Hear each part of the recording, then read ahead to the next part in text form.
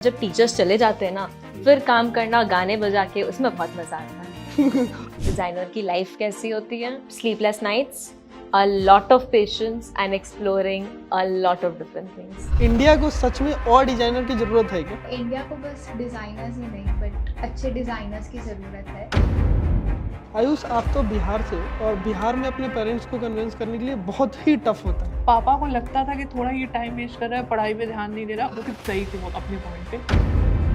Designing for India का क्या मतलब है? इंडिया में वो प्रॉब्लम्स और वो जुगाड़ जो चल रहा होता है ना, डिज़ाइन करो कुछ ऐसा जो हर एक घर में जुगाड़ चल जाए।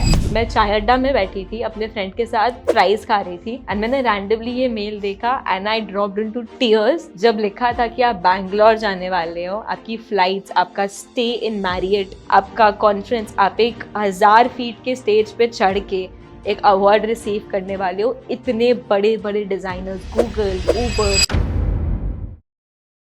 सो hello everyone, this is Rohit Prasar. आज के इस पॉडकास्ट में हमारे साथ 3 गेस्ट हैं, प्रेक्षा, आयुष और खुशी। इन्होंने अपने कॉलेज में बहुत सारे एक्टिविटी में पार्टिसिपेट किया है और अपने कॉलेज लाइफ में बहुत अच्छा कर रहे हैं। साथ ही ये बहुत अच्छे प्रोजेक्ट पे वर्क कर रहे हैं। आज के इस पॉडकास्ट में इनसे डिटेल में डिस्कस करेंगे इनके जर्नी के बारे में और इनके एक्सपीरियंस के बारे में। इन्होंने अपने कॉलेज लाइफ में क्या क्या एक्टिविटी में पार्टिसिपेट किया था, इन सब के बारे में डिटेल में डिस्कस करने वाले हैं।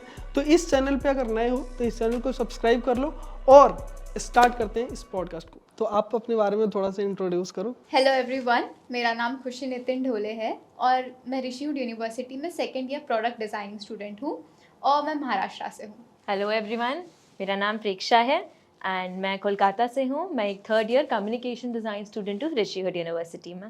हेलो एवरीवन, मेरा नाम आयुष है और मैं second year communication design student हूँ और मैं बिहार से हूँ। बिहार में कहाँ से हो आप? बेतिया। बेतिया?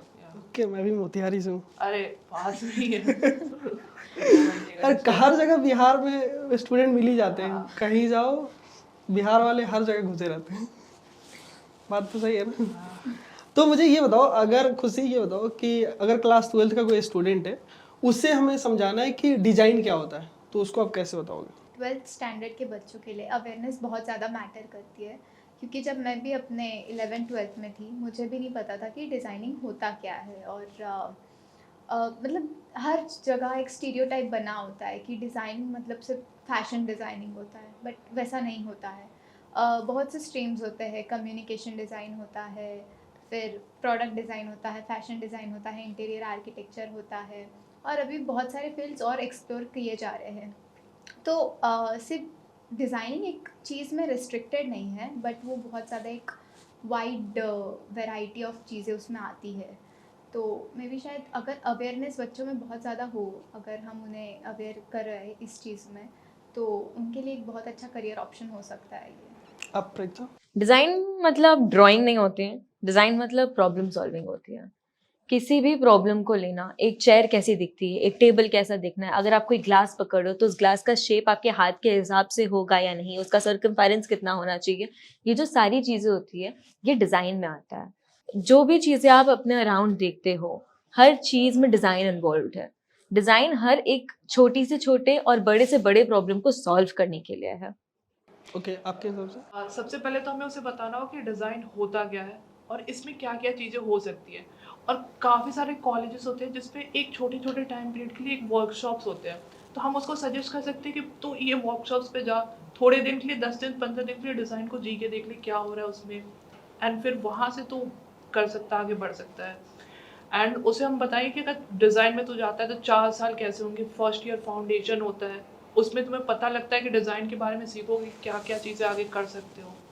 डिजाइन ज़्यादा क्रिएटिविटी है या प्रॉब्लम सॉल्विंग है, आपको क्या लगता है? सर मुझे लगता है कि डिज़ाइन मिक्सचर है दोनों का, क्रिएटिविटी और प्रॉब्लम सॉल्विंग। अगर आपके पास कोई भी प्रॉब्लम आती है तो आप उसे सॉल्व करते हो इन अ क्रिएटिव वे। मतलब अगर आपके हाथ में जैसे बॉटल है, उसकी ग्रिप्स कैसे आने चाहिए, आप उसमें कुछ रिंग्स डालोगे या कुछ उसमें क्रिएटिव ऐसा करोगे कि आपकी प्रॉब्लम सॉल्व हो जाएगी। तो शायद ये दोनों ही चीज़ों का। परीक्षा, आपको क्या लगता Pretty much the same thing. Design is a mix of creativity and problem solving. Same design जो होता है वो प्रॉब्लम सॉल्विंग और क्रिएटिविटी का एक मिक्सचर होता है। मैं इसका एक एग्जांपल दूंगा। जब कोविड का टाइम था तो जो वॉशरूम्स होते थे उसके हैंडल्स को रिप्लेस करके, जो हैंडल ऊपर होते हैं जिसको हम हाथ से करते हैं, उसको नीचे फुट के पास लगा दिया था ताकि लोग ऐसे उसको फुट से पुश करें और फिर वो चले जाए। तो उससे वो प्रॉब्लम सॉल्विंग हो रहा है कि वो टच वाला चीज हट गया। एंड क्रिएटिविटी, जो उसने, जिस पर्सन ने उसे सोचा कि हम इसे नीचे करके फुट के थ्रू ऐसे कर सकते हैं, it's the mixture of a creativity and problem solving. Okay, great. Next सवाल ये है कि आप लोग ये बताओ डिज़ाइन क्यों इम्पोर्टेंट है? तो मुझे लगता है डिज़ाइन इम्पॉर्टेंट है क्योंकि जैसे हमने पहले भी बात करी, हमें प्रॉब्लम्स आते हैं और वो प्रॉब्लम्स को हम सॉल्व कैसे कर रहे हैं, वही डिज़ाइनिंग है। अगर आपके घर पे फ़िल्टर है और उसका पानी लीक हो रहा है तो आप उसकी वो प्रॉब्लम सॉल्व कैसे करोगे? कुछ तो जुगाड़ लगाओगे। और जुगाड़ को ही अगर थोड़ा इंग्लिश में ऐसा फ्रेम करे तो वही डिज़ाइनिंग है। हाँ, लाइफ में एक इम्पॉर्टेंट एस्पेक्ट है डिज़ाइनिंग। परीक्षा, आपको क्या लगता है? डिज़ाइन एक बहुत बड़ा टर्म होता है। डिज़ाइन के अंदर बहुत सारी अलग चीज़ें होती है जो इन्वॉल्व, जो आ जाती हैं। वो फैशन आ जाता है, चाहे इंटीरियर आ जाता है। आपको जैसे अभी बताया, डिज़ाइन हर जगह होता है। आपके पास कोई नई इंटरेस्टिंग बॉटल या फिर वो कैक्टस वाला जो टॉय है, ये सब डिज़ाइन ही तो है। From entertainment to solving problems to making a person happy और इमोशनल, हर चीज़ में एक डिज़ाइन इन्वॉल्व होता है, चाहे वो आपको पता हो या ना हो। आयुष, आपकी? वही डिज़ाइन जो होता है एक इमोशन की तरह काम करता है, एज अ प्रॉब्लम सॉल्विंग की तरह भी काम करता है। तो वो चीज़ इम्पॉर्टेंट है, मतलब हमें उस चीज़ को, वो इम्पॉर्टेंट है एज अ कि कोई प्रॉब्लम भी सॉल्व करना, उसमें भी हम डिज़ाइन का यूज़ करते हैं। इफ़ एंटरटेनमेंट साइड में देखें, उसमें भी हम डिज़ाइन का यूज़ करते हैं। तो ये हर जगह हमारे आसपास में है, तो इट्स इम्पॉर्टेंट। तो आप लोग की लाइफ में डिज़ाइन कैसे आया था? डिज़ाइन, मैं तो जब से छोटी थी मेरे को बहुत इंटरेस्ट था कि ये पहनना है, वो पहनना है, ये ज्वेलरी, ये मेकअप। तो तब से मेरे को लगना था कि मेरे को फैशन डिज़ाइनर बनना है, मैं फैशन डिज़ाइनर बनूंगी। तो बहुत छोटे से मेरे को पता था। बट देन जैसे जैसे मैं बड़ी होती गई, मैंने और चीज़ें एक्सप्लोर की। स्कूल में हमारा इंटीरियर डिज़ाइन एक एक्स्ट्रा करिकुलर सब्जेक्ट था। क्लास 11-12 में मैंने फैशन डिज़ाइन पढ़ा। मैंने बहुत सारे डिज़ाइन के फील्ड्स एक्सप्लोर किए। एंड डिज़ाइन मेरी लाइफ में बहुत धीरे धीरे ग्रेजुअली आया है। एंड मैंने बहुत सारे स्टेप्स से पार की हैं टू अंडरस्टैंड कि डिज़ाइन एग्जैक्टली क्या होता है, कैसे करते हैं, कैसे समझते हैं कि डिज़ाइनिंग कहाँ यूज़ हो रही है। ओके, खुशी, आप? तो सर मतलब बचपन से मेरा भी ऐसी था कि आर्ट करना है, कुछ नया बनाना है, तो क्रिएटिविटी में थोड़ा बहुत ज़्यादा इंक्लाइनेशन था मेरा। और फिर 11th-12th के बाद जब करियर चूज़ करने की बात आती है तो मेरे पेरेंट्स, क्योंकि मैंने ह्यूमैनिटीज़ लिया था, घर की सबसे बड़ी बेटी थी, मतलब तो घर वालों को बहुत ऐसा टेंशन था कि ह्यूमैनिटीज़ ले लिया, अब क्या करेंगे आगे। तो कहीं ना कहीं मेरे पेरेंट्स का बहुत ज़्यादा सपोर्ट था मुझे कि अगर क्रिएटिविटी में कुछ करना है तो उन्होंने ही मुझे सपोर्ट करा कि डिज़ाइन पढ़, और उन्होंने ही मुझे अवेयर करा कि वो डिज़ाइनिंग ऐसी कुछ चीज़ होती है। तो वहाँ से मेरा थोड़ा शुरू हुआ पेरेंट्स के थ्रू। आयुष, आप? मैं अपनी स्कूल के फुटबॉल टीम में था, तो वहाँ पे मैं गेम्स में अच्छा नहीं था, बट मुझे उसमें रहना था। तो मुझे थोड़ी बहुत वीडियो एडिटिंग की स्किल्स आती थी। मुझे पता नहीं था इसमें क्या करियर होगा एंड ऑल। तो जो फुटबॉल की वीडियोस होती थी उसको मैं एडिट करता था, पोस्ट करता था अपने स्कूल के पेजेस पे, उसको अपलोड करता था। तो वहाँ से थोड़ा सा मैं स्कूल में पॉपुलर हो गया था कि हाँ, ये बंदा कुछ कुछ ऐसे करता है। एंड फिर वहाँ से धीरे धीरे जब कोविड का टाइम आया तो आई स्टार्टेड, मतलब एडिटिंग वीडियोस में ऐसे इंस्टाग्राम पे लोगों को जाके पूछता था कि मैं ये पोस्टर आपको बना सकता हूँ, इस लोगों में ये प्रॉब्लम है, मैं इसको इन्हांस करके दे सकता हूँ। और मैं फ्री में ऐसे काम करता था और उसको मैं अपने इंस्टा पे ऐसे अपलोड करता था। तो वहाँ से थोड़े बहुत लोगों को पता लगा कि हाँ, ये बंदा है, कुछ कुछ ऐसे करता है। तो उसके बाद से एक मेरे फैमिली फ्रेंड थे, उनको एक पैकेजिंग करानी थी, तो उसका उन्होंने मुझे दिया कि ऐसे पैकेजिंग करनी है। मैंने लाइफ में कभी पैकेजिंग की नहीं थी, मैंने पढ़ा भी नहीं था कि पैकेजिंग होता क्या है, इसमें कौन कौन से एलिमेंट यूज़ होते हैं। इलस्ट्रेटर आता था मुझे, जो टूल यूज़ होता है उसके लिए।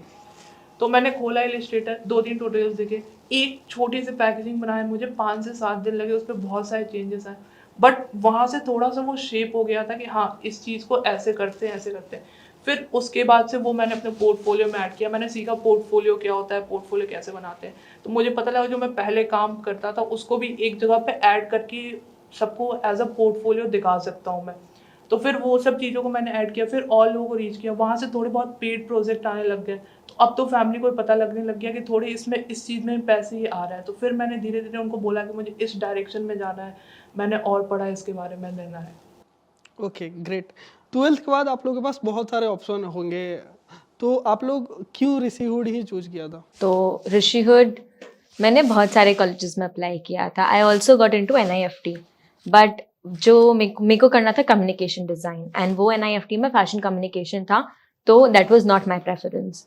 ऋषिहुड आई चोज बिकॉज यहाँ की जो फैकल्टी थी, as I said, 1-on-1 mentoring का अपॉर्चुनिटी था। आप डायरेक्टली डीन से बात कर सकते हो अगर आपको कोई हेल्प चाहिए, कोई सीरियस मैटर्स है। CEOs are always available for you, they are very nice, they are very friendly, the environment is nice, I like the infrastructure, and honestly एक यूनिवर्सिटी यहाँ के लोगों से ही बनती है। आपके फ्रेंड्स अच्छे बन जाए तो फिर आप कहीं छोड़ के जाना नहीं चाहोगे। राइट, खुशी आप? तो सर मेरा भी वही था कि 12th के बाद जब कॉलेजेस चूज़ करने थे तो मैंने UID में दिया था, WUD में दिया था, ऋषिहुड में दिया था, तीनों में मेरे हो गए थे।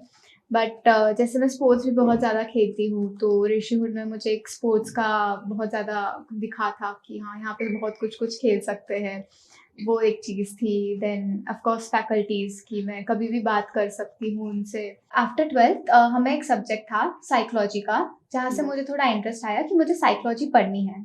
और क्योंकि मेरा मेजर्स प्रोडक्ट डिज़ाइनिंग करना था, तो जितने भी डिज़ाइन स्पेसिफिक कॉलेज होते हैं वो मतलब सुबह से लेके शाम तक बस आपको डिज़ाइन करना है, जहाँ पे बहुत ज़्यादा प्रेशर क्रिएट हो जाता है, और मुझे उतना प्रेशर और टेंशन नहीं चाहिए था। तो ऋषिहुड ऐसी जगह थी जहाँ पे मैं डिज़ाइन भी पढ़ सकती हूँ, अपना मेजर्स भी पढ़ सकती हूँ, और उसी के साथ साथ मैं अपने माइनर्स भी पढ़ सकती हूँ, जो अभी मेरा साइकोलॉजी माइनर है, और जिसमें मुझे बहुत ज़्यादा इंटरेस्ट भी आता है। और ऐसा है कि मैं सिर्फ अब डिज़ाइन नहीं कर रही हूँ, बट मैं साइकोलॉजी भी कर रही हूँ। तो डिज़ाइन और साइकोलॉजी दोनों सब्जेक्ट्स मेरे बहुत ज़्यादा इंटरकनेक्टेड हो जाते हैं, क्योंकि मुझे किसी पर्सन के लिए अगर कुछ भी कोई प्रॉब्लम है और वो सॉल्व करनी है, तो मुझे वो साइकोलॉजिकल चीज़ें बहुत ज़्यादा हेल्प करती है मेरे चीज़ों में।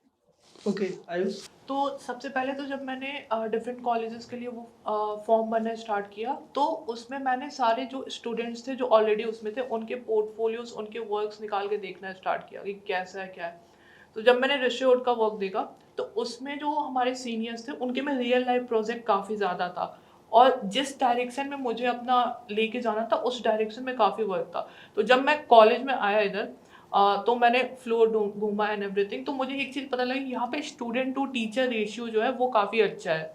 तो एक वो मुझे काफ़ी अच्छा लगा कि अगर मैं कोई अपना रियल लाइफ प्रोजेक्ट पे भी काम करता हूँ, उसके बारे में मैं टीचर से बात करता हूँ, और वो मैं अभी भी करता हूँ, तो वो मुझे इंक्लाइनेशन काफ़ी अच्छा लगा उसका, कि वो रियल लाइफ प्रोजेक्ट भी काफ़ी अच्छा है, स्टूडेंट टू टीचर रेशियो भी काफ़ी अच्छा है, और एक ओवरऑल एनवायरनमेंट भी काफ़ी मतलब यहाँ के फैकल्टी बहुत ज़्यादा सपोर्टिव, बहुत सपोर्टिव। बहुत सारे यूनिवर्सिटी के जो फैकल्टी वगैरह होते हैं बहुत स्ट्रिक्ट होते हैं, बट यहाँ पे बहुत ज़्यादा सपोर्टिव है, तो बहुत ज़्यादा आप लोगों को हेल्प मिलता है लर्निंग वगैरह में, आप इजीली उनसे कनेक्टेड होते हो।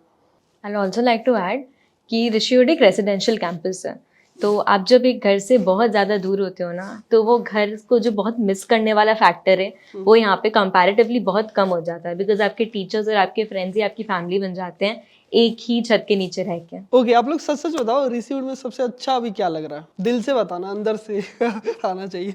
क्लासरूम में बैठ के 5 बजे के बाद जब टीचर्स चले जाते हैं ना, फिर काम करना गाने बजा के, उसमें बहुत मज़ा आता है। Okay great. आप बताओ। I would say sir exposure बहुत ज़्यादा है यहाँ पे, क्योंकि मैं जब कॉलेज में आई थी मैंने अपने 0 सेम में इंटर्नशिप की थी। उसके बाद मैंने अपने सेकेंड सेमेस्टर में एक ऋषिहुड के through he centre of human sciences, उसमें एक रिसर्च के तरह एक इंटर्नशिप की थी। उसी समय जो डमरू फेस्ट था हमारे कॉलेज में, उसमें मैंने इवेंट्स हैंडल करे थे, POC बनी थी मैं। और उसी के साथ साथ यहाँ पे जितने भी क्लब्स होते हैं तो उनके क्लब हेड्स होते हैं, तो यहाँ पे एक हेड क्लब है कलाकृति, the art and design club, तो उसकी मैं प्रेसिडेंट भी बनी। तो आई वुड से कि आई वुड से कि यहाँ पे हर चीज़ एक्सप्लोर करने के लिए बहुत ज़्यादा एक चांस मिलता है। ओके, तो बताओ आयुष। मेरा जो फ्रेंड सर्कल है वो बेस्ट है, क्योंकि मेरा जो फ्रेंड सर्कल है उसमें लड़कों का फ्रेंड सर्कल अच्छा ही होता है ऐसा नहीं है, लड़कियों का भी होता है अच्छा। क्योंकि लड़के कहीं भी पड़े होते हैं उनको सब अच्छा ही लगता है मेरा जो फ्रेंड सर्कल है उसमें बीटेक वाले पर्सन भी, बीबीए वाले भी, साइकोलॉजी वाले भी। तो मैं अपना पर्सनल भी कोई प्रोजेक्ट कर रहा होता हूँ, कुछ चीज़ों पे मैं काम कर रहा होता हूँ, तो उससे अगर मुझे बीटेक वालों की नीड होती है मैं उनके पास जाता हूँ कि भाई ये कैसे कर सकते हैं। साइकोलॉजी वाले के पास जाता हूँ, भाई इसके पीछे थोड़ा सा थॉट प्रोसेस बता दे। मार्केटिंग, बीबीए वाले पास जाता है, इसके पीछे मार्केटिंग का थोड़ा बता दे कैसे क्या कर सकते हैं। तो एक मतलब वो फैमिली की तरह है कि हाँ, हेल्प करनी एक दूसरे की, और वो काफ़ी अच्छा सर्कल बना हुआ है। तो आप लोग हॉस्टल में रहते या रेसिडेंशियल कैंपस से। रेसिडेंशियल। हो? ओके, हॉस्टल लाइफ के बारे में बताओ, कैसा चल रहा है? तो ऋषिवुड में पहले क्या होता था, 24/7 कैंपस था जब मैं फर्स्ट ईयर में थी। अभी तो मैं थर्ड ईयर में हूँ। तो जब हम फर्स्ट ईयर में आए थे, स्टार्टिंग के सेकेंड सेमेस्टर से थोड़ी देर के लिए रेसिडेंशियल कैंपस हो गया था। और तब हम रात को 2 बजे सारे फ्रेंड्स लॉन में बैठ के मैगियाँ बना के, प्याज वाली, चीज़ वाली, बैठ के बनाते थे, खाते थे और असाइनमेंट्स कर रहे होते थे। और वो बहुत सबसे स्पेशल मोमेंट्स थे हमारे, जब हम लाइब्रेरी में ऊपर बैठ के, ओपन लाइब्रेरी में बैठते थे, या सी ब्लॉक में सोफों पे सो जाते थे और वेट करते थे कि सुबह 5 बजे अगर कोई आएगा तो हम फिर यहाँ से भागेंगे, तब तक हम साथ में ही रहेंगे। आप बताओ। सर हॉस्टल लाइफ बहुत ज़्यादा मतलब एंजॉय कर रही हूँ। मैं जब 9th-10th में थी तब भी मैं हॉस्टल में थी। तो आई वुड से कि यहाँ का हॉस्टल कंपैरेटिवली बहुत अच्छा है, क्योंकि यहाँ पे उतनी फैसिलिटीज़ मिल जाती है। ठंडा पानी आ रहा है, गर्म पानी आ रहा है नहाने के लिए, जो बहुत ज़्यादा फूड मैटर कैसा है? करता है। फूड यहाँ का फूड कैसा है? फूड भी अच्छा है सर, अगर मैं ऑनेस्टली बता रहे हाँ सर हो? मजाक कर रहा हूँ। अच्छा है सर, मतलब आपको हर चीज़ की वैरायटी मिल जाती है। परसों हमारे मेस में गुजराती खाना बना था। उसके पहले हमें स्नैक्स में कभी पानी पूरी मिलती है, कभी केक स्लाइस मिलते हैं। इवन हमारे पास कॉफ़ी, टी और दूध, इन तीनों का ऑप्शन होता है कि जिसको जो पीना है वो पी सकता है। आप बताओ कैसा हाँ, रहा हॉस्टल? तो हॉस्टल लाइफ तो है, जो हमारे फ्रेंड्स हैं हम रात में बैठते एक जगह, सब अपने अपने स्किल्स दिखाते हैं। कोई पोएट है ग्रुप में, कोई रैपर है ग्रुप में, तो ऐसे वो एक दूसरे के ऊपर पोएट्री करना, वो करना है, वो काफ़ी एक क्रिएटिव माहौल बनता है, तो उसमें काफ़ी मज़ा आता है। आप लोग अपने इंटर्नशिप का स्टोरी बताओ कि कैसे इंटर्नशिप आपका लगा था? तो अभी तक मैं as a third year student मैंने 4 इंटर्नशिप्स कर ली हैं। मैंने अपनी पहली इंटर्नशिप बहुत मजाक में स्टार्ट की थी क्लास 11 में, जब लॉकडाउन हुआ था। एंड बस फ्रेंड्स ऐसे ही इलस्ट्रेटर, फोटोशॉप यूज़ कर रहे थे, तो मैंने भी खोला, देखा कि क्या चीज़ है ये जो इतना मज़ा आ रहा है मेरे सारे दोस्तों को। और एक बहुत ही स्टूपिड सा सीवी बनाया ऑनेस्टली, और अपलोड कर दिया इंटर्नशाला में हज़ारों जगह। कहीं से एक इंटर्नशिप मिल गई गलती से, और फिर जैसे तैसे इंटर्नशिप में ही ये फोटोशॉप, इलस्ट्रेटर, सारे एडोब के सूट सीखे, एडिट करना सीखा। एंड तब मेरे को कम्युनिकेशन डिज़ाइन में इंटरेस्ट आया। देन 12th में मैंने अपना खुद का बिजनेस स्टार्ट किया with a friend name Madhav from Xavier's, Kolkata में ही। वहाँ पे बिजनेस का नाम था Styloma, and Styloma was a wholesale clothing brand, जहाँ पे हम यूनिवर्सिटीज़, डांस अकेडमीज, स्कूल्स के लिए स्पोर्ट्स आउटफिट्स या डांस अकेडमी की टी शर्ट्स ये सब बनाते थे। And stopped it when I joined university to focus on my studies, but I came out with a good revenue, profit margins बहुत अच्छे थे। ओके, आप बताओ। तो सर जैसे मैंने पहले भी मेंशन किया कि मैंने अपने सेम ज़ीरो में फैमिली के साथ एक मार्केटिंग बेस्ड इंटर्नशिप करी थी।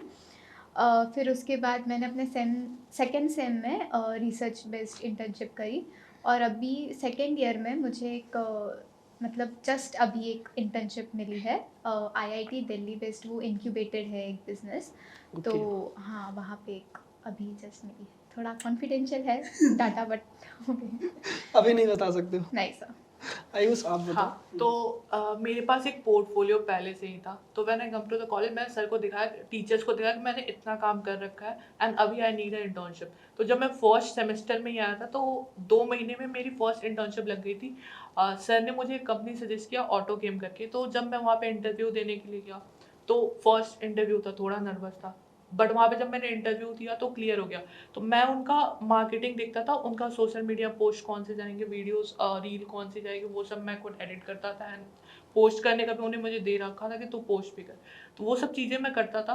फिर उनका जो था बैग्स बनाने का था, कार शीट कवर बनाने का था, उन्होंने बोला कि एक बार थोड़ा इन चीज़ों को भी देखो, हमारे सीनियर डिज़ाइनर इनके साथ बैठ के चीज़ों को सीखो। तो मैंने जब वो चीज़ें की तो थोड़ा अच्छा आउटपुट निकला। तो उन्होंने मुझे सजेस्ट किया, उन्होंने बताया कि इसे हम ऑटोमेक दुबई में भेज रहे हैं, ऑटो एक्सपो में भेज रहे हैं। तो वहाँ पे 2-3 प्रोडक्ट मेरे फीचर हुए थे। तो वो इंटर्नशिप मेरी 4 महीने तक चली। तो फिर मैंने सर को बोला कि मुझे थोड़ा मार्केटिंग डायरेक्शन में और आगे जाना है। तो सर ने बोला मैं तेरे को आगे रेफ़र करता हूँ। तो उन्होंने मुझे दूसरी कंपनी में रेफ़र किया, वो पैरामाउंट इन्फोसिस था। वो पूरा मार्केटिंग था, डिजिटल मार्केटिंग के ऊपर था। तो मैंने उसके ऊपर 4 महीने काम किया था। उसके बाद मैंने लिंक्डइन के थ्रू ढूँढा, तो एक और मुझे मार्केटिंग एजेंसी में मिली, चार्म करके है। तो उनके साथ मैं अभी भी काम कर रहा हूँ। वो 6 महीने की इंटर्नशिप थी, वो खत्म हो गई, बट फिर उन्होंने और एक्सटेंड कर दी है। उन्होंने बोला अगर पार्ट टाइम भी जॉइन करना है तो तुम जॉइन कर सकते हो। सेकेंड इंटर्नशिप छोड़ने का रीज़न ये था कि एक तो वो उत्तम नगर में थी और मुझे रोज़ वहाँ पे जाना पड़ता था, रोज़ नहीं, हर सैटरडे संडे को जाना पड़ता था। और वो 3 घंटे का सुबह का ट्रैवल होता था, 3 घंटे का शाम का ट्रैवल होता था। तो वो काफ़ी थोड़ा सा वो हो जाता था। डेली जाते थे आप? डेली नहीं जाता था, हर फ्राइडे और सैटरडे को जाता था। तो अभी वाली तो वर्क फ्रॉम होम है, और उसके साथ साथ मैंने काफ़ी फ्रीलांस प्रोजेक्ट किया है, जैसे कि मैंने DRTs के साथ काम किया है। अभी मैं एक रीसेंट काफ़ी अच्छे प्रोजेक्ट पे काम कर रहा हूँ, बैलेंसियो करके है। वो Okay. स्किन केयर ब्रांड है, तो उनके साथ मैं अभी काम कर रहा हूँ एज अ फ्रीलांसर। ट्रू पहाड़ी, उनके साथ मैंने काम किया है। और भी काफ़ी मैंने ऐसे रील्स और वीडियोस को बना के ऐसे, और ऐसे करके कि मेरे पास अभी 6-7 क्लाइंट्स हो गए हैं अच्छे खासे। तो साइड बाय साइड मैं अपनी एजेंसी भी बिल्ड करने की कोशिश कर रहा हूँ, और फाइनेंशियली भी मैं अपनी इंटर्नशिप अपने क्लाइंट्स के थ्रू मंथली मतलब अच्छा 30-40 तक हो जाता है। मैंने आपका लिंक्डइन देखा, कोई चैलेंज आपने लिया था, क्या था चैलेंज वो? एक्चुअली स्टार्टिंग में जब मैंने ऐसे स्टार्टिंग में नोट किया था कि मैं 1 लाख रुपए कितने टाइम तक कमाता हूँ, तो स्टार्टिंग में मुझे 12 महीने लगे थे। तो मैंने कहा कि इस चीज़ को अब थोड़ा सा 12 हफ्ते में करके देखते हैं। अभी थोड़ा स्किल्स भी ज़्यादा अपग्रेड हो गई हैं, काम भी अच्छा आ रहा है, तो मैंने करके देखा था, एंड मैंने 12 हफ्ते में 92,000 बनाया अभी जस्ट रिसेंट में, through internship and through freelance project. Great, काफ़ी अच्छा। ऋषि हुड के एक्सपोजर के बारे में बात करते हैं, यहाँ का एक्सपोजर कैसा है? तो एक्सपोजर का मैं एक एग्जांपल देता हूँ। अभी रिसेंटली हमारे कॉलेज में वैभव सर आए थे। वैभव कुमार सर, वो एमी नॉमिनेटेड है। सबने लंपुट देखा होगा, तो उसको उन्होंने बनाया। वोडाफोन का वो जो स्टिक फिगर वाला वो आता था ऐड, उससे भी उन्होंने बनाया।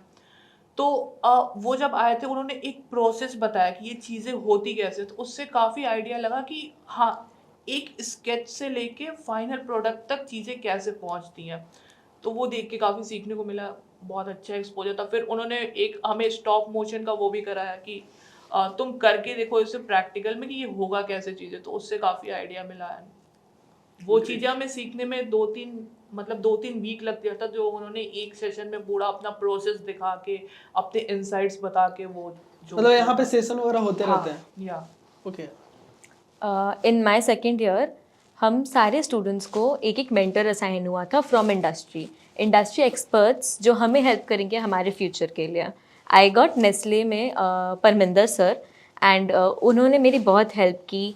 Internships, portfolios, how to speak, how to talk, हर चीज़ में हेल्प की, हर चीज़ समझाया कैसे करते हैं, कैसे नहीं करते, क्या बोलना चाहिए, क्या नहीं बोलना चाहिए। और एक तो ये बहुत अच्छी चीज़ थी।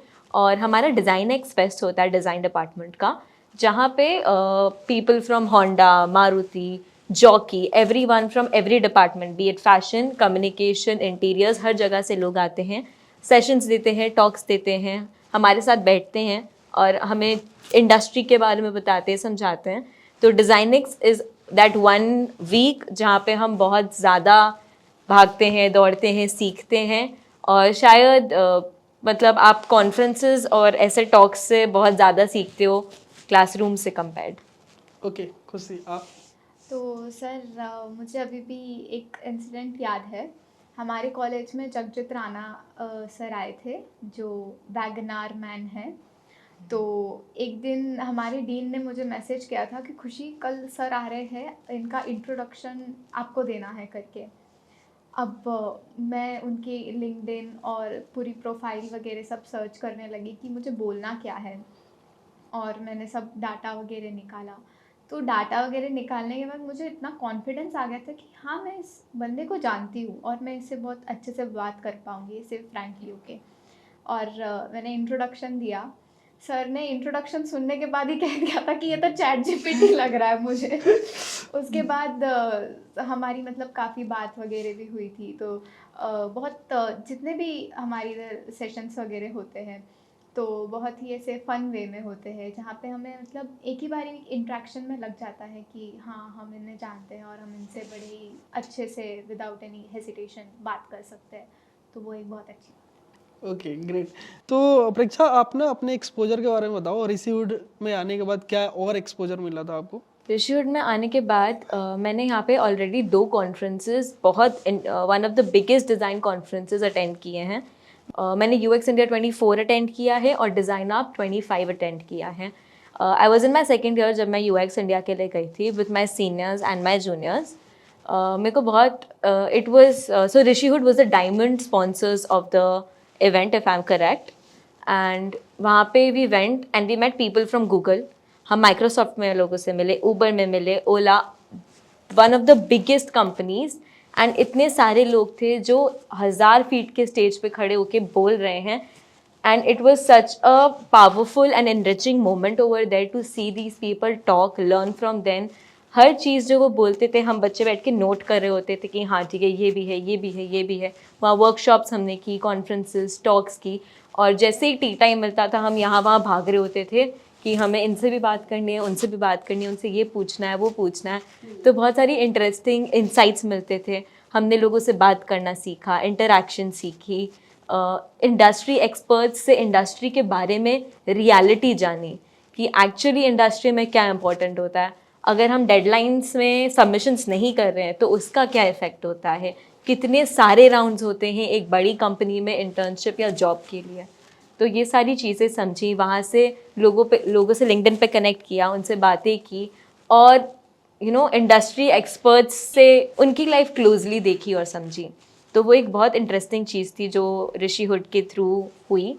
And it was very nice. Bangalore घूमे, सारे फ्रेंड्स एक साथ थे, इट वॉज़ नाइस। ओके, तो आप रिसेंटली डिज़ाइन अप चैलेंज में गए थे, तो वहाँ पे आपने क्या सीखा और क्या एक्सपीरियंस वगैरह रहा था आपका? डिज़ाइन अप मेरे लिए one of the biggest events मैंने कभी शायद अपनी ज़िंदगी में मैं करूँगी अचीव।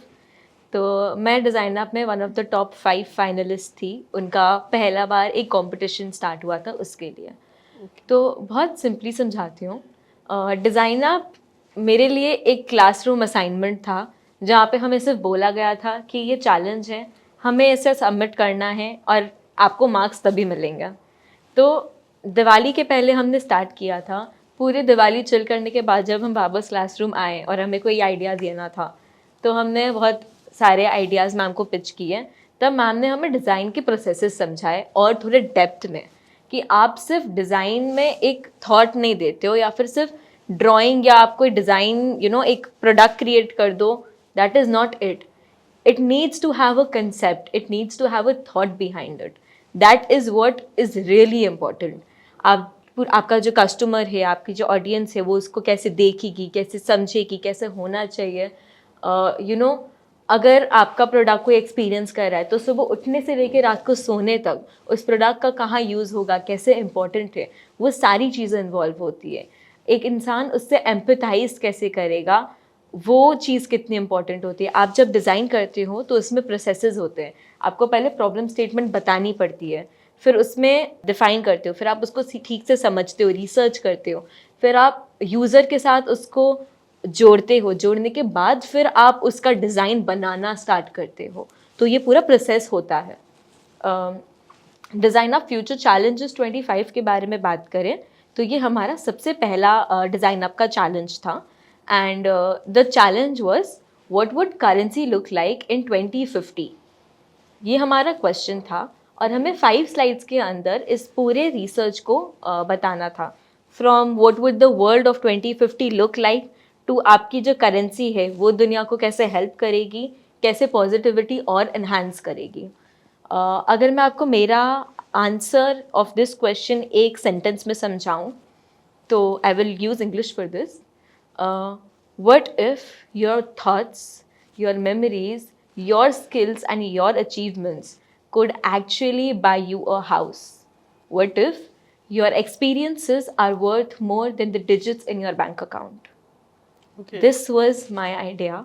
जहाँ पे आपकी जो मेमोरीज है, आपके जो अचीवमेंट्स, जो ब्रेक थ्रूज है, आप आज कितने सारे पॉडकास्ट, कितनी सारे इवेंट्स करते हो जिसमें आपके कितने सारे लोगों से बात होती है, आप नई नई चीज़ें सीखते हो, वो सारी जो आपको इंसाइट्स मिलती है वो सिर्फ आप ही को मिल रही हैं आपके थ्रू। और आपके जो ब्रेक थ्रूज होते हैं, आप जब कोई नया बहुत फेमस प्रोडक्ट क्रिएट करते हो, आपकी जो उसमें इंसाइट्स होती है, अगर आप वही चीज़ पूरी दुनिया को शेयर कर सको जस्ट वन क्लिक के साथ, तो कितने सारे ऐसे लोग होते हैं जिनको हेल्प होता है, कितने सारे सैड इंसिडेंट्स होते हैं, you know, experiences like cancer, उनको जो लोग कैंसर 4th स्टेज के बाद भी उसको भी गो थ्रू कर लेते हैं एंड दे स्टिल सर्वाइव, उनके एक्सपीरियंसेस आज कितने सारे लोगों को हेल्प कर सकते हैं। और ये कितनी इम्पोर्टेंट चीज़ है। इमोशंस कितने सारे इनसे अटैच्ड होते हैं, लोग कितना एक दूसरे से कनेक्ट कर पाएंगे जब आप सिर्फ मेमोरीज जैसी चीज़ को आप एक करेंसी बना दो। तो ये मेरा आइडिया था, बहुत शॉर्ट में समझाया मैंने। तो मैंने तो ये असाइनमेंट के जैसे किया था, फिल कर दिया, फॉर्म हो गया, सबमिट किया, डन। अब नए असाइनमेंट पे आते हैं, बिकॉज ऐसा तो कभी सोचा ही नहीं था कि आप ये चीज़ जीत भी सकते हो इस चीज़ ये करने के बाद। तो जब सबमिट किया उसके थोड़े टाइम बाद एक मेल आया कि आप टॉप 10 में सिलेक्ट हो गए हो, और मेरे को आ गया हार्ट अटैक। मैंने रात के 3 बजे मैम को भेजा एंड मुझे अभी भी याद है, मैं उस दिन के बाद से रात के 4 बजे के पहले सो नहीं पाई हूँ सोचने के लिए कि ये क्या हो गया है मेरी लाइफ में, ये कैसे हो गया, कुछ समझ नहीं आया। तो उसके बाद थोड़े टाइम बाद और फिर एक और मेल आया कि आप you are on the list. I still remember that line. मैं चाय अड्डा में बैठी थी अपने फ्रेंड के साथ, फ्राइज़ खा रही थी एंड मैंने रैंडमली ये मेल देखा and I dropped into tears जब लिखा था कि आप बैंगलोर जाने वाले हो, आपकी फ़्लाइट्स, आपका stay in Marriott, Sheraton Marriott in fact, आपका कॉन्फ्रेंस, आप एक 1000 फीट के स्टेज पे चढ़ के एक अवार्ड रिसीव करने वाले हो। इतने बड़े बड़े designers, Google, Uber, everyone from everywhere, and you're going to be on that stage receiving an award. It was the biggest thing that could have ever happened. I remember I used to text my ma'am कि ma'am मुझे नींद नहीं आ रही, मुझे इतना डर लग रहा है, मेरे से तो नहीं हो पाएगा, जबकि मुझे इतना कुछ करना भी नहीं था। तो मेरे लिए बहुत अभी भी मैं कितनी इमोशनल हो रही हूँ चीज़ बोल के, बिकॉज आई डोंट थिंक इतनी बड़ी अपॉर्चुनिटी बिना प्रणया मैम के मेरे को कभी मिलती। प्रणया मैम का ये सब्जेक्ट था जहाँ पे हमें ये असाइनमेंट करने बोला था, and from there I came to such a big step in my life where today I know I apply. मेरे लिए एक जॉब लेना कितना ज़्यादा ईजी हो जाएगा सिर्फ एक ऋषि हुड के क्लासरूम असाइनमेंट से। राइट, ग्रेट, बहुत अच्छा। ओके, अगर क्लास 12th में कोई बच्चा है और सोच रहा है डिज़ाइन के फील्ड में जाने के लिए, तो क्या उसको जाना चाहिए, या ये भी इंजीनियरिंग जैसा हो जाएगा, 2-3 साल बाद इसमें भी जॉब वगैरह नहीं मिलेगा, ऐसा हो सकता है क्या? नहीं sir, so let me explain it. तो अभी जैसे इंडिया बहुत डाइवर्स कंट्री है और इसकी पॉपुलेशन बढ़ती जा रही है। जितनी पॉपुलेशन बढ़ती जा रही है, डिमांड्स बढ़ती जा रही है, जिस वजह से हर रोज़ एक नई नई प्रॉब्लम आ रही है। मुझे याद है जब हमारे इधर वैभव कुमार सर आए थे, तो उन्होंने कहा था कि अभी हम फॉर्म से फॉर्मलेस बनते जा रहे हैं, जहाँ पे हमें अभी टेक्नोलॉजी ज़्यादा यूज़ कर रहे हैं। जैसे सर ने एक एग्जांपल दिया था कि जब हमें गाने सुनने होते थे, हमारे पास आईपॉड होता था, रेडियो होता था, बट अभी हम स्पॉटिफाई यूज़ कर रहे हैं। तो हम कुछ एक फॉर्म से अभी एक फॉर्मलेस बनते जा रहे हैं। और जैसे अगर हम देखें भी कि चंडीगढ़ एक सिटी है जो बहुत ही अच्छे से वेल डेवलप्ड है और वेल प्लान्ड सिटी है।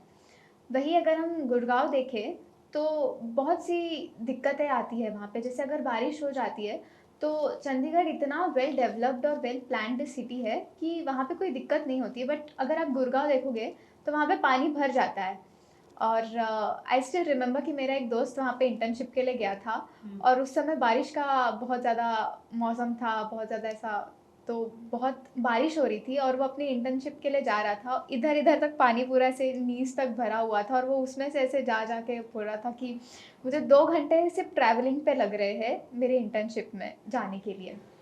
आई स्टिल रिमेंबर कि प्रॉब्लम्स बहुत सारी आ रहे हैं, जिस वजह से हमें डिज़ाइनर्स हर एक मोमेंट पे चाहिए। एक क्लास 12th का बच्चा है, उसको डिज़ाइन फील्ड में अपना करियर बनाना है बट मार्केट में 6 महीने का भी बहुत सारा कोर्स है, 3 महीने 6 महीने का कोर्स है, वो भी अवेलेबल है, या वो करना चाहिए या उसको डिज़ाइन फील्ड में कोर्स करना चाहिए डिज़ाइन का? बैचलर्स, हाँ, तो बैचलर्स करने का सबसे पहले तो अगर वो कोई कोर्स करता है तो वो 6 महीने का कोर्स होगा, उसके अंदर उसको बताया जाएगा सॉफ्टवेयर कैसे चलाना है, बेसिक चीज़ें सॉफ्टवेयर कैसे चलाना है। बट डिज़ाइन पूरा एक प्रोसेस होता है। हम जब आते हैं तो हमें फाउंडेशन ईयर में पहले पेंसिल से स्केच करना सिखाते हैं, एंड फिर धीरे धीरे वो स्केच करने से उसको रेंडर कैसे करना है पेंसिल के थ्रू, फिर हम सॉफ्टवेयर पे जंप करते हैं। तो हमें पता होता है कि इसमें कौन सी शेड्स कहाँ पे देनी है, क्या देनी है, क्योंकि हम पूरे एक प्रोसेस से हो के आ रहे हैं। और फॉर एग्जांपल मैं इसका एग्जांपल लेता हूँ, ये एक लोगो है, रिशोड का अपना लोगो है। इसको अगर कोई बंदा जिसको इलस्ट्रेटर आता होगा वो सिंपल इसको बनाएगा एंड वो बना के उसको प्रेजेंट करेगा, बट इसके बीच में डिस्टेंस कितना होना चाहिए, इसके बीच में स्पेस कितना होना चाहिए। अगर अपना रिशोड का लोगो 3D में बना है, वो 3D में बना होगा तो वो कैसा दिखेगा, उसको अपने ऑडियंस को विजुअलाइज कराना। एकदम माइक्रो साइज में छोटा हो जाएगा तो वो कैसा दिखेगा। इससे हमें पैटर्न्स बनाने हैं तो वो पैटर्न्स कैसे दिखेंगे। वो सब चीज़ें हम अपने बैचलर्स डिग्री में सीखते हैं, जो कि एक प्रोसेस के थ्रू होता है। और उसमें पहले हमें स्केचिंग, फिर वो जो प्रोसेस हमारे टीचर सिखाते हैं उसके थ्रू हमें ये सब चीज़ें ज़्यादा सीखने को मिलती है। खुशी? तो अगर एक 6 महीने का या 2 महीने के, आजकल तो ऐसे कोर्सेज बहुत चल रहे हैं। आजकल तो 2-2 हफ्ते का भी कोर्स है, 1-1 हफ्ते का भी डिजाइन सिखा रहे हाँ हैं। जी, और बच्चे तो आजकल यूट्यूब से भी सीख रहे हैं। बट वो करने में और एक बैचलर्स डिग्री वाला कोर्स करने में बहुत ज़्यादा गैप आ जाता है। आई स्टिल रिमेंबर कि जब मैं अपने फाउंडेशन ईयर में थी, मुझे सर ने स्केच करते समय पेंसिल कैसे पकड़ते हाथ में वो तक सिखाया था, कि मैं मतलब नॉर्मली जैसे बच्चे पकड़ते वैसे पकड़ के स्केच कर रही थी। और जैसे यूट्यूब में भी बहुत फ्रिक्वेंटली ऐसे दिखा देते हैं कि जो लीड पेंसिल होती है उसको पकड़ के उसको उससे स्केच वगैरह कर दिया तो बहुत एकदम ऐसा आर्टिस्टिक चीज़ें बन गई। But designing is not about drawing या स्केचिंग। हम जब आए थे फाउंडेशन ईयर में हमें डिफरेंस पता चला था कि ड्राइंग क्या होती है और स्केचिंग क्या होती है।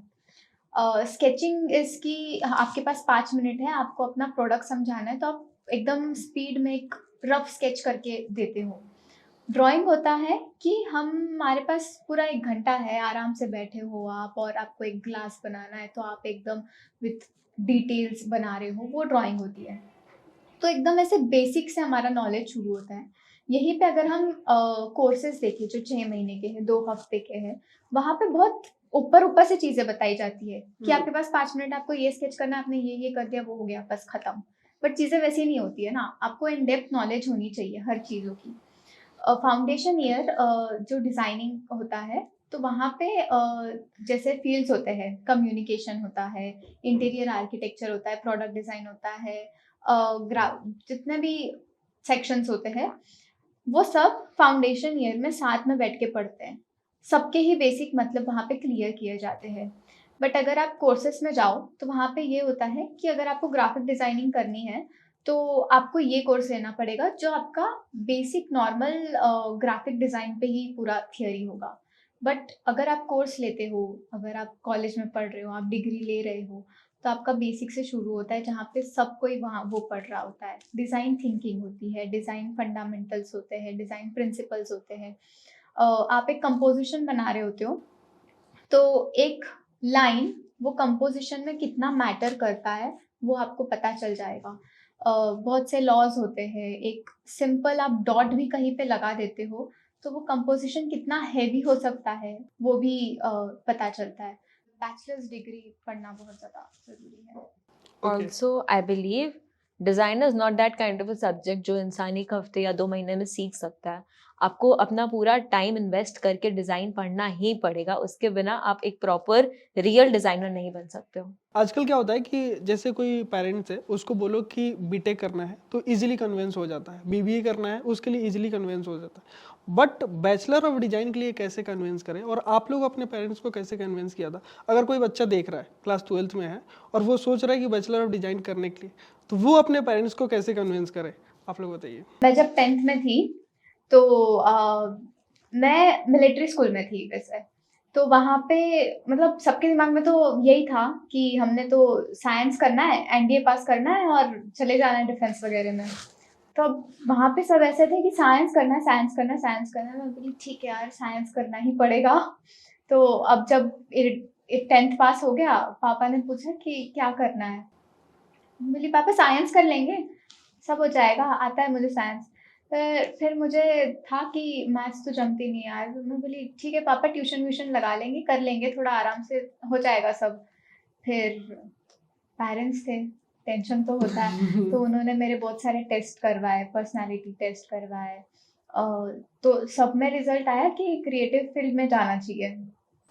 अब ठीक है, क्रिएटिव फील्ड में जाना है तो क्या करना है, बहुत सारे यूट्यूब वीडियोस देखे, ह्यूमैनिटीज़ लेनी है, बड़े लोगों से, घर पे जो बड़े थे उनसे थोड़ा कंसल्ट वगैरह करा कि क्या करना चाहिए। सबने बोला ह्यूमैनिटीज़ ले लो, बेटर ऑप्शन है, टेस्ट में तो वही रिजल्ट आया है। तो ले ली ह्यूमैनिटीज़। अब ले तो ली, पर बाद में फिर वो था, सब था टेंशन कि अब ह्यूमैनिटीज़ के आगे होगा क्या, कौन क्या करेगी, जॉब क्या करेगी। तो मैं वैसे ही क्रिएटिव फील्ड में था। तो मेरे पापा ने बहुत ऐसे टेंशन में आके बहुत सर्च किया था कि क्या कराना है, क्या कराना है। तो पापा को फिर एक वीडियो मिला था जहाँ पे बताया गया था कि अभी आईआईटीज़ में डिज़ाइनिंग एक ऐसा निश फील्ड शुरू हो चुका है, तो अब बहुत सारे एडमिशन्स वहाँ पे होने लग गए हैं। तो पापा बोले कि ये तो बढ़िया है, क्योंकि इसको तो कुछ कुछ प्रोडक्ट बनाना है, कुछ कुछ नया करना है, तो इसमें इंटरेस्ट है इसे, तो वैसे फील्ड में डाल देते हैं इसे। तो प्रोडक्ट डिज़ाइनिंग, तब वहाँ से पापा ने मुझे समझाया कि ये होता है। और पापा बोल रहे थे कि खुशी हम डिज़ाइनिंग करेंगे करके। पापा ने ऐसे टीवी पे वीडियो लगाया था और वो समझा रहा था, और पापा मुझे बोले कि खुशी देख हम डिज़ाइनिंग करेंगे करके। और मैं पापा को पूछी थी कि पापा डिज़ाइनिंग में मैं क्या करूँगी, कैसे कमाऊँगी करके। और तब मुझे पापा ने एक्सप्लेन किया था कि नहीं, डिज़ाइनिंग में बहुत कुछ होता है, तो प्रोडक्ट डिज़ाइन कर, प्रोडक्ट बनाएंगे, हम अपना प्रोडक्ट बनाएंगे।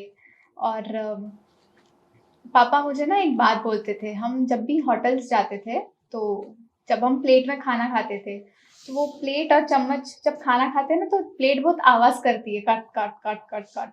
तो पापा को बहुत इरिटेट होता। पापा कहते थे कि हम ना इसका एक सोल्यूशन बनाएंगे खुशी। तो पापा ने वो बात मुझे वहाँ पे समझाई थी कि खुशी ऐसे प्रॉब्लम्स निकलते हैं और हमें इसके सोल्यूशंस निकालने होते हैं, तो यही तो तेरा क्रिएटिव है फील्ड, तो यहाँ पे तू जा। तो वहाँ से फिर पापा के, जितना पापा ने सपोर्ट करा, तो मेरे घर वालों से मुझे बहुत सपोर्ट मिला इस चीज़ के लिए, और बस उन्हीं की वजह से थोड़ा बहुत अच्छा चल रहा है मेरा फील्ड में। आयुष, आप तो बिहार से हो और बिहार में अपने पेरेंट्स को कन्विंस करने के लिए बहुत ही टफ होता है, तो आपने कैसे कन्विंस किया था बैचलर ऑफ डिजाइन के लिए अपने पेरेंट्स को? ओके, तो सबसे पहले मैं बिहार से हूँ और मेरे मॉम डैड दोनों टीचर हैं, तो उनको क्रिएटिव फील्ड के बारे में बिल्कुल भी उतना पता नहीं है। तो जब मैं ये चीज़ें करता था तो कहीं ना तो कहीं पापा को लगता था कि थोड़ा ये टाइम वेस्ट कर रहा है, पढ़ाई पे ध्यान नहीं दे रहा, और मेरे मार्क्स भी अच्छे नहीं आते थे। जब मैं स्कूल टाइम में था तो मार्क्स उतने अच्छे नहीं आते थे, तो उनका था कि पढ़ाई पे फोकस करो, पढ़ाई पे फोकस करो, जो कि मतलब सही थे वो अपने अपने पॉइंट पे। बट धीरे-धीरे करते-करते जब मैंने उनको चीज़ें बताई कि ऐसे होता है, उनको मैंने अनीक जैन करके एक यूट्यूबर है, उनकी वीडियोज़ दिखाई कि देखियो ये कर रहा है ये चीज़ें, और मैं भी ये चीज़ें कर रहा हूँ, ये बड़े स्केल पे हम लेके जाएँगे तो हम भी कर सकते हैं। फिर पहले मम्मी को बताया कि मम्मी देखो, फिर मम्मी ने पापा को समझाया, में जैसे टिपिकल फैमिलीज़ में होता है। तो ऐसे करके फिर धीरे-धीरे जब मैं कॉलेज में आया, अभी मैंने थोड़ा अर्न किया, फिर मैं थोड़े ऐसे छोटे-मोटे गिफ्ट देता रहता मम्मी-पापा को। तो अभी तो वो इतना कन्विंस हो गए हैं कि मतलब कल परसों की बात है, पापा गए कहीं गए हुए थे, वहाँ पे वो कोई उनसे बता रहा कि मेरी बेटी को ऐसे डिज़ाइनर बनाना है। तो पापा मेरे को कॉल कर रहे थे, मैं सोया हुआ था उस टाइम पे, मैंने उठाया नहीं। जब बाद में उठाया तो पापा मेरे को डाँट रहे थे कि ऐसे डिज़ाइन करना है, और उसको, और मैं तेरे को कॉल कर रहा था तो उठाया नहीं उस टाइम पे। तो अब मुझे अच्छा लगता है कि वो एक टाइम पे पापा बोलते हैं कि इसमें कुछ नहीं है, अभी वो दूसरों को, दूसरे के बच्चों को बोलते हैं कि हाँ, इस डायरेक्शन में जा सकते हो, मेरा बेटा गाइड कर देगा, अच्छा कर रहा है। ग्रेट। अगर आपको पेरेंट्स को कन्विंस करना है इन अ फील्ड लाइक डिज़ाइन, अगर आपके पेरेंट्स को एकदम भी नॉलेज नहीं है कि डिज़ाइनिंग फील्ड में क्या है, तो सबसे पहले तो उनको बैठ के समझाना पड़ेगा कि देखो मुझे ये करना है, इसमें ये अपॉर्चुनिटीज़ है और ये मेरा इंटरेस्ट है, this is something that is going to make me happy in life, and I will feel good every day when I wake up. So that is something that is very important. And अगर आप जो चीज कर रहे हो उस चीज में आप खुशी नहीं हो तो फिर उस चीज को करके कोई फायदा ही नहीं है. ओके, अपनी डिजाइन जर्नी मुझे 2-3 वर्ड में एक्सप्लेन करना हो तो कैसे करोगे आप? मे बी पहले जब मैं आई थी तब एक साथ ही बहुत सारा असाइनमेंट दे दिए गए थे हमें. एक हफ्ते में 15 शीट्स देनी थी डिज़ाइन पैटर्न्स बना के, जिसमें हमें ब्लैक चार्ट पेपर से एक एक स्ट्रिप काट काट के उसमें लगा के पैटर्न्स बनाने थे, जो मेरे लिए बहुत हेक्टिक हो गया था. मतलब एक हफ्ते में हम पूरा नहीं कर पा रहे थे.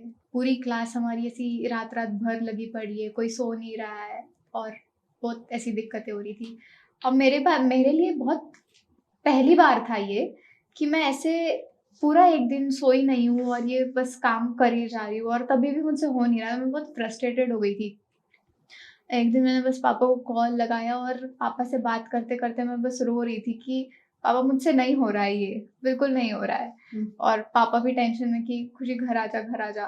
पर देन वहाँ पे मम्मी थी कि नहीं खुशी तू वहाँ पे ही रहे और सब कर, तू सब करने के बाद ही घर पे आएंगी. और बस अब मम्मी ने बोल दिया था तो करना था. अब वहाँ पे रह के फिर ऐसा था कि अब घर जाना है तो पूरा काम करना है. पूरा काम किया और फिर एक ऐसा अचीवमेंट जैसा लगा कि हाँ मैंने कर दिया है. उसके बाद से एक अलग सा कॉन्फिडेंस आ गया कि अगर इतना सा टाइम पीरियड है उसमें भी मुझे काम करना है, वो अपने आप कॉन्फिडेंस आ गया था मुझे कि मैं पूरा कर लूँगी. तो बस फिर वैसे ही चलते गए और अब इतना कॉन्फिडेंस है कि अगर मुझे कल भी सबमिट करना है तो मैं आज के आज पूरा काम करके दे दूँगी. तो वो एक बहुत ज़्यादा कॉन्फिडेंस उस समय मम्मी ने स्ट्रिक्टनेस में मुझे सिखा दिया था. मैं अगर 2 पॉइंट्स बताऊँ तो एक तो मेरा कंसिस्टेंसी है। मैं जब से मतलब कॉलेज में हूँ, तब से मेरे पास रेगुलर ऐसे बेसिस पे डेली काम होता ही है कि हाँ, आज ये प्रोजेक्ट देना है, ये देना है। और मेरा एक जो है वो कम्युनिकेशन है। जो मेरे मेरे जो लोग हैं जिनके साथ मैं काम करता हूँ, उनके साथ जो कम्युनिकेशन है। मतलब ऐसा होता है ना लोग आगे ये क्लाइंट बुरा है, ये क्लाइंट मेरे लाइफ में ऐसा मतलब मैं इनफ लकी हूँ कि मेरे लाइफ में ऐसा फेज़ अभी तक आया नहीं है कि मेरे को कोई ऐसा खराब क्लाइंट मिला हो या फिर कुछ भी मिला हो। उनकी तरफ से भी सेम रहता है, मेरी तरफ से भी सेम रहता है। अगर वो रात के 3 बजे भी बोलते हैं कि हाँ, सुबह तक ये चीज़ चाहिए, हम बताना भूल गए थे, दिन में बिज़ी थे, तो मैं वो करके देता हूँ। और उससे जो बॉन्ड बना हुआ है हमारा वो काफ़ी अच्छा है। और एक कंसिस्टेंसी वाली चीज़ वो मेरी वो काफ़ी अच्छी है कि मेरे को अभी तक एक भी दिन ऐसा नहीं गया है कि मैंने कोई एक प्रोजेक्ट पे काम नहीं किया हो या फिर अपना लैपटॉप नहीं खोल के फोटो काम इलस्ट्रेटर इन पे कुछ पे काम नहीं किया हो। Okay, In 2 to 3 words, if you have to say कि एक डिज़ाइनर की लाइफ कैसी होती है, it's sleepless nights, a lot of patience and exploring a lot of different things. Okay. But मज़ा बहुत आता है। वन सॉफ्टवेयर बताओ आप लोग जिसके बिना आप लोग नहीं रह सकते हो एज ए डिजाइनर. तो sir as a product designer हमें काफ़ी यूज़ करना पड़ता है राइनो. तो राइनो अब सच में मेरा वो एक एसेंशियल पार्ट बन चुका है जिसके बिना मतलब नहीं कर सकते. अगर कुछ प्रोटोटाइप बनाना है या कुछ भी करना है तो पहले मैं राइनो पे जाती हूँ और उस पर ड्राफ्ट कर देती हूँ कि ये इतना इतना है, इसका डायमीटर इतना इतना है, और वैसा पूरा ड्राफ्ट होने के बाद एक प्रोटोटाइप बन के आता है. तो मुझे वो बहुत हेल्प करता है अपना मतलब जो भी मैं प्रोटोटाइप के लिए इमेजिन कर रही हूँ उसको एक वे देने के लिए कि ये कैसा होगा, कैसे शेप लेगा. तो ऑफ कोर्स राइनो एक बहुत ज़्यादा एसेंशियल पार्ट है जिसके बिना अब तो नहीं ही हो पाता है कुछ भी काम. ओके, आपके Can I answer AI? Because I'm a UX researcher and I love to research, and I think AI is my best tool. And if I need to say that a software, I think Illustrator is the software that I prefer the most. Okay. मैं अपना बताऊँ तो मेरे को जो creative cloud है वो ही पूरा बहुत पसंद है. जैसे फॉर एग्जांपल मैं प्रीमियर प्रो में काम कर रहा हूँ. अब मेरे को चाहिए इसमें कोई इफेक्ट ऐड करना है, मैं सीधे replace the comp with after effect करूंगा, वो आफ्टर इफेक्ट ओपन हो जाएगा. मुझे रोटो करना है खुद को, मैं रोटो कर दूंगा. तो एक जो इकोसिस्टम है पूरा, अगर मैं प्रीमियर प्रो पर काम कर रहा हूँ, कोई क्लिप्स है जिसमें मुझे फोटोशॉप का ऐड करना है, मैं डायरेक्ट एक बटन दबाऊंगा वो फोटोशॉप में ओपन हो गया एंड फिर मैं उस पर ग्राफिक्स अपने ऐड कर सकता हूँ. एंड वही सिंपल एआई का भी हो गया, जिस तरह से क्रिएटिव क्लाउड ने एआई इंटीग्रेट करके रखा है, तो वो चीज़ें मुझे काफ़ी अच्छी लगती है. ओके. तो क्रिएटिव क्लाउड है, उसके बिना मेरा नहीं होगा. अभी कैनवा का भी एफर्ट नीटी करके कुछ आ रहा है ना, वो आ रहा है, तो मैं उस पर स्विच नहीं कर पाऊंगा क्योंकि मैं इसके साथ बहुत कंफर्टेबल हूँ। अगर मैं उस पर स्विच करता हूँ तो बहुत मेरे को थोड़ा टाइम लगेगा। तो क्रिएटिव क्लाउड आप लोगों को पता है कि एआई आ गया है, तो क्या लगता है डिजाइनर का जॉब वगैरह खतरे में है? जो पोस्टर्स होते थे पहले वो दीवार पे बनते थे, ऐसे नॉर्मली पेंटेड होते थे, बट धीरे धीरे जब टूल्स आए तो वो चीज़ थोड़ा डिजिटलाइज हुआ। तो जो लोगों ने उसको अडेप्ट किया वो ऐसे धीरे धीरे करके आगे बढ़ते गए। वैसे ही एआई का भी है, हम जैसे जैसे एआई आ रहा है उसको भी सीखते रहेंगे एंड उसका हेल्प लेंगे अपने काम में, तो हम उसके साथ ही ग्रो होते रहेंगे। एंड एआई एक टूल है जो कि डिजाइनर को हेल्प करता है उसके डिजाइन को एनहांस करने में। जो प्रोसेस पहले करने में बहुत टाइम लगता था उसको अब हम एआई के थ्रू बहुत ही जल्दी कर सकते हैं। तो एक तरह से वो हमारा हेल्प ही कर रहा है कि हम ज्यादा कंटेंट डिलीवर कर सकते हैं एक दिन में।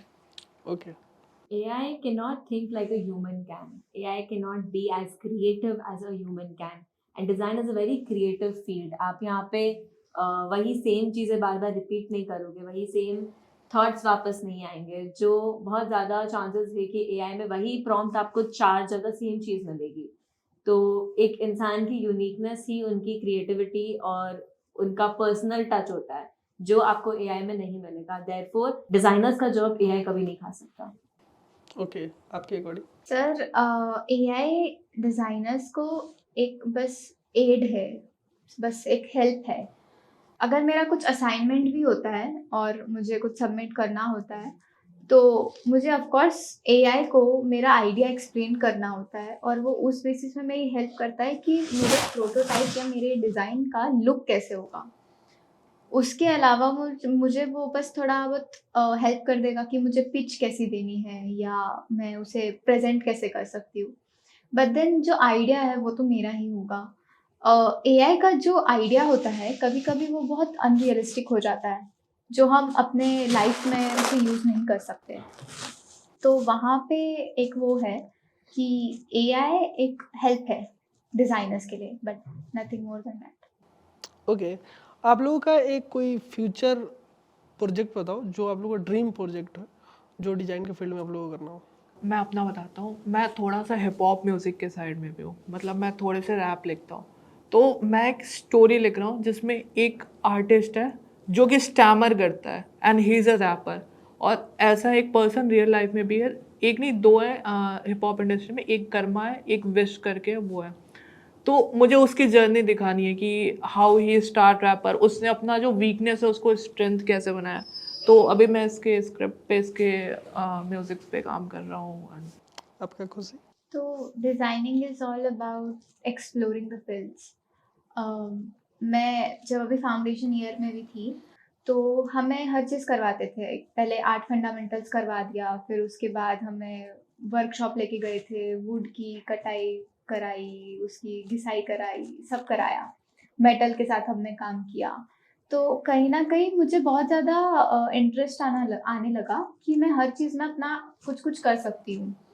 एक गवर्नमेंट प्रोजेक्ट करना है मुझे जो रियल इम्पैक्ट क्रिएट करे, and also with this if I get the opportunity to do such a big project, I will want कि whatever I make out of it, I will give it to the unhoused. आपके according designing for India का क्या मतलब है? Designing for what Indians need, India is such a diverse culture कि यहाँ पे हर इंसान बहुत अलग तरीके से रहता है, उठता है, सोता है, हर चीज़ बहुत डिफरेंट वे में करता है। हर सिटी, हर गांव का एक अलग वे है। तो designing for India is designing according to what every city, every गांव, every citizen needs in their lifestyle. Okay, Khushi आपके अकॉर्डिंग? हमारी इंडिया बहुत डाइवर्स कंट्री है। हर जगह बहुत सी अलग-अलग सबके नीड्स होते हैं और सब एक प्रोडक्ट होता है, 4 घर होते हैं और वो एक प्रोडक्ट में अगर कोई प्रॉब्लम दिख जाती है ना, तो वो चारों घर ना अलग-अलग जुगाड़ करेगा, वो अपना एक प्रोडक्ट को अपने हिसाब से फिट करने के लिए। राइट।